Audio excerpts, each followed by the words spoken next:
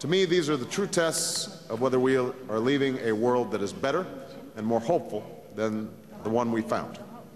Finally, I want to say how much I'm counting on young people to help shape a more peaceful and prosperous future.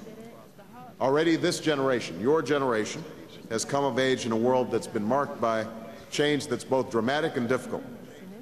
While you are empowered through unprecedented access to information and invention, you're also confronted with big challenges. A global economy in transition, climate change, extremism, old conflicts but new weapons. These are all issues that you have to deal with as young people, both in Turkey and around the world. In America, I'm proud to see a new spirit of activism and responsibility take root. I've seen it in the young Americans who are choosing to teach in our schools or volunteer abroad. I saw it in my own presidential campaign, where young people provided the energy and the idealism that made effort possible. And I've seen it wherever I travel abroad and speak to groups like this. Everywhere I go, I find young people who are passionate, engaged, and deeply informed about the world around them. So as president, I'd like to find new ways to connect young Americans to young people all around the world by supporting opportunities to learn new languages, and serve and study, welcoming students from other countries to our shores. That's always been a critical part of how America engages the world. That's how my father, who was from Kenya, from Africa, came to the United States and eventually met my mother. It's how Robert College was founded so long ago here in Istanbul. Simple exchanges can break down walls between us. For when people come together and speak to one another and share a common experience, then their common humanity is revealed. We are reminded that we're joined together by our pursuit of a life that's productive and purposeful. And when that happens, mistrust begins to fade, and our smaller differences no longer overshadow the things that we share. And that's where progress begins. So to all of you, I want you to know that the world will be what you make of it. You can choose to build new bridges instead of building new walls. You can choose to put aside long-standing divisions in pursuit of lasting peace. You can choose to advance a prosperity that is shared by all people and not just the wealthy few. And I want you to know that in these endeavors, you will find a partner and a supporter and a friend in the United States of America. So I very much appreciate all of you joining me here today.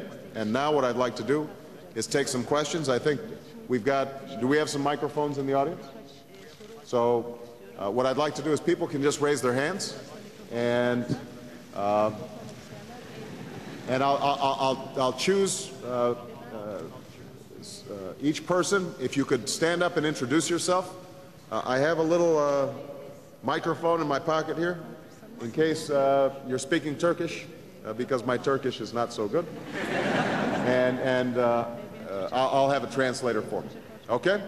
All right. And I want to make sure that we end before the call to prayer. So we have about, it looks like we have about half an hour. All right? Okay. We'll start right. I'm Dilara Çalışkan from Bilgi University. I want to ask some questions about climate issue. Yesterday you said that the peace in home and peace in world, but to my opinion, firstly, the peace should be in nature. For this reason, I wonder that when the USA will sign the Kyoto Protocol. Well, it's an excellent question. Is this mic working? It is? Okay. Thank you very much. What was your name?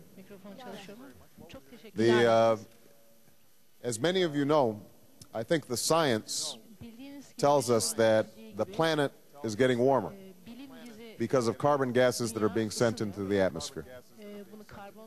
And if we do not take steps soon to deal with it, then you could see an increase of 3, 4, 5 degrees, which would have a devastating effect. The oceans would rise.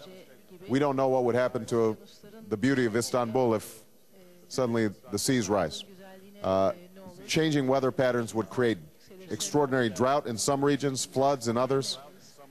It could have a devastating effect on human civilization. So we've got to take steps to deal with this.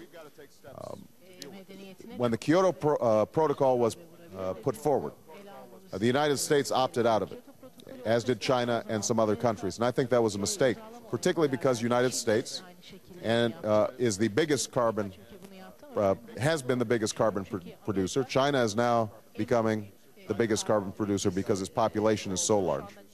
And so we need to bring an international agreement together very soon. It doesn't make sense for the United States to sign Kyoto because Kyoto is about to end. So instead, what my administration is doing is preparing for the next round, which is there will be discussions in Copenhagen at the end of this year. And what we want to do is to prepare an agenda both in the United States and work internationally so that we can start making progress on these issues. Now, there are a number of elements. Number one, we have to be more energy efficient. And so all countries around the world should be sharing technology and information about how we can reduce the usage of electricity and how we can make our transportation more efficient, make our cars get better gas mileage. Reducing the amount of energy we use is absolutely critical. We should also think about, are there ways that if we're using fossil fuels, oil, coal, other fossil fuels, are there ways of capturing or reducing the carbon emissions that come from them? So this is going to be a big, big project and a very difficult one and a very costly one. And I don't want to lie to you. I think the politics of this in every country is going to be very difficult. Because if you suddenly say to people, you have to change your factory to make it more energy efficient, well, that costs the factory owner money. If you say to a power plant, you have to produce energy in a different way, and that costs them money, then they want to pass that cost on to consumers, which means everybody's electricity prices go up, and that is something that is not very popular. So there are going to be big political struggles in every country to try to ratify an agreement on these issues. And that's why it's going to be so important that young people like yourself, who will be suffering the consequences if we don't do something, that you are active politically in making sure that politicians in every country are responsive to these issues and that we educate the public more than we have so far. But it's an excellent question. Thank you.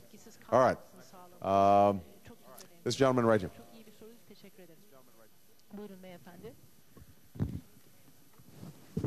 Thank you. My name is Cemil Nasa, and I'm studying at Bahçeşehir University, and my major is energy engineering. Oh, so there you go. You could have given the even better answer. Yeah, I hope we will solve that problem in the future. So my question is, what actions will you take after you wrote the quote, peace at home, peace at the world, to the Atatürk's mausoleum? And I'm sorry, could you repeat the question? What actions will you take after you wrote the quote, peace at home and peace at the world, to the notebook in Atatürk's mausoleum?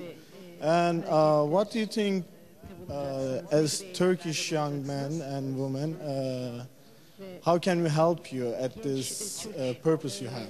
Good. Well, some people say that that maybe I'm being too idealistic. You know, I made a speech in Prague about reducing and ultimately eliminating nuclear weapons. And some people said, that will never happen. And some people have said, why are you discussing the Middle East when it's not going to be possible for the Israelis and the Palestinians to come together? Or why are you reaching out to the Iranians? Because the U.S. and Iran can never agree on anything. My attitude is that all these things are hard. I mean, I'm not naive. If it was easy, it would have already been done. Somebody else would have done it. But if we don't try, if we don't reach high, then we won't make any progress. And I think that there's a lot of progress that can be made. And as I said in my opening remarks, I think the most important thing to start with is dialogue. You know, when you have a chance to meet people from other cultures and other countries, and you listen to them, and you find out that even though you may speak a different language or you may have a different religious faith, it turns out that you care about your family, you have your same hopes about being able to have a career that is useful to the society. You hope that you can raise a family of your own, and that your children will be healthy and have a good education. That all those things that human beings all around the world share are more important than the things that are different. And so that is a very important place to start.